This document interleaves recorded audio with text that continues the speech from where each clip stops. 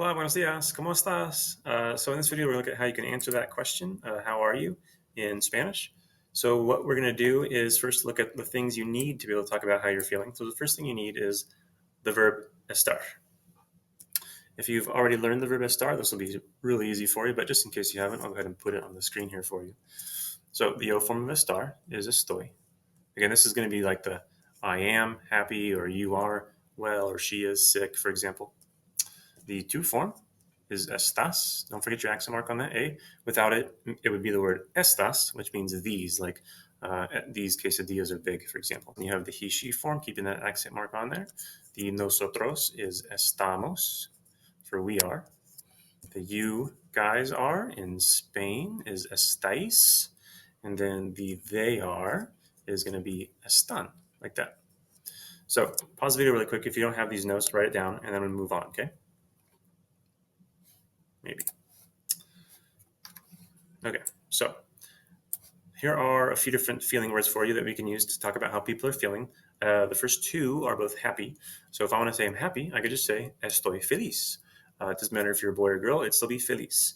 Now you'll notice that in parentheses there I put CES. And the reason that is because if it's something plural, the Z changes to a C and then I add an ES to it. So for example, if I wanted to say my students are happy, I would say mis estudiantes están felices. And that goes to a CES.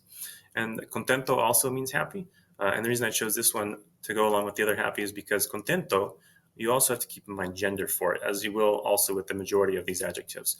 So if it's a female that's happy, maybe my friend, mi amiga, ella está contenta. And if it's multiple females, contentas, multiple males or a mixture of males and females, they'd be contentos. And then, yeah, that's it. So next one down, I chose triste for sad.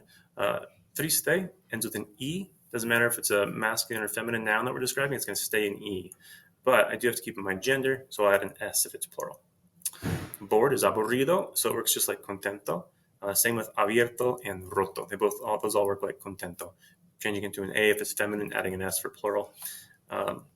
So these words can be used to describe the state of being of something or how someone's emotions or feelings. If you want to stick around and practice a little bit, we'll do that right now. So what I have for you here are 5 sentences. And in the first blank, I want you to put the correct form of estar. Those are the notes you took down earlier. And then change this adjective, if necessary, to match up to the noun that you're describing. If you want to do the activity, pause the video really quick because I'm going to start giving you some answers right now.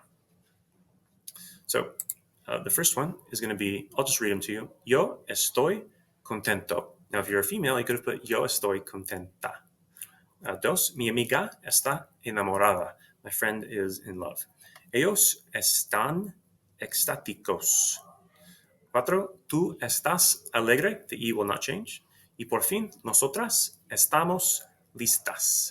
So again, you can use the verb estar to talk about the state of being of something, a condition like broken or fixed or open, or the feelings, how someone's feeling at any given time. If you have any questions, let me know in the comment section. Otherwise, thanks for stopping by, and we'll see you in the next video. Hasta luego.